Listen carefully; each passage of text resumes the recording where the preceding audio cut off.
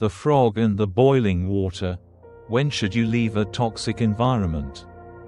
There was once a small pond, quiet and still, where a frog lived in contentment. The water was cool, the sun warm, and life moved at an easy pace. Every morning, the frog would bask on a lily pad, watching dragonflies skim the surface, listening to the hum of the world around him. It was peaceful, predictable, safe. But one day, something changed. A slow, almost imperceptible shift began beneath the surface. The water grew warmer, just a degree or two at first. The frog barely noticed. After all, change is gradual, and discomfort often creeps in so quietly we mistake it for normalcy. Days passed. The water grew hotter still. But the frog adjusted. He told himself it wasn't so bad, that he could handle it, that leaving would be harder than staying. Have you ever found yourself in water that's just a little too warm? A job that drains you, a relationship that leaves you exhausted, a habit that no longer serves you, but you stay because walking away feels impossible. The frog's story is ours. We are creatures of adaptation, and that is both our strength and our greatest vulnerability. As the heat intensified, the frog's instincts whispered to him, "This isn't right. You need to get out." But doubt crept in. What if the next pond is worse? What if I regret leaving? What if I'm overreacting? So he stayed. The water simmered, then boiled, and by the time the frog realized the danger, it was too late. His body had adjusted to the slow rise in temperature, dulling his sense of urgency until escape was no longer possible. Now, imagine if that frog had been dropped straight into boiling water. He would have leaped out immediately, his survival instinct sharp, his reaction swift. But danger isn't always sudden.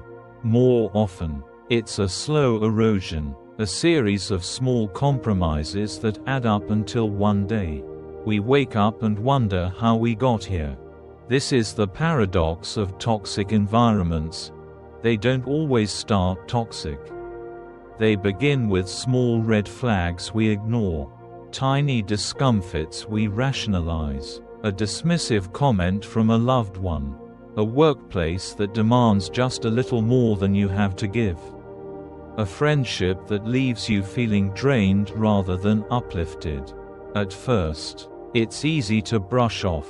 It's not that bad, I can handle it, maybe it's just me. But over time, the heat rises, and before you know it, you're in boiling water.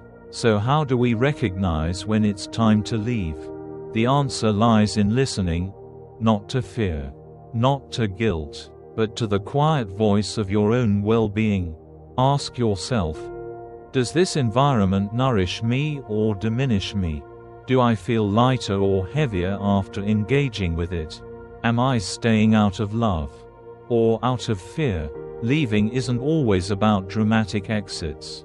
Sometimes, it's a series of small steps, setting boundaries, saying no, choosing distance over engagement. Other times, it's a single, decisive leap.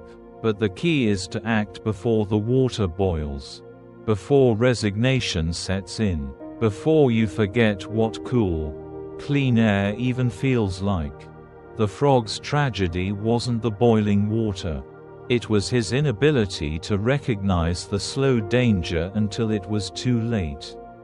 But you have a choice. You can feel the temperature rising. You can trust yourself enough to step away before the damage is done. Because no pond, no matter how familiar, is worth your vitality, and no environment should ever be so comfortable that you stop noticing when it starts to destroy you. So take a moment, feel the water around you.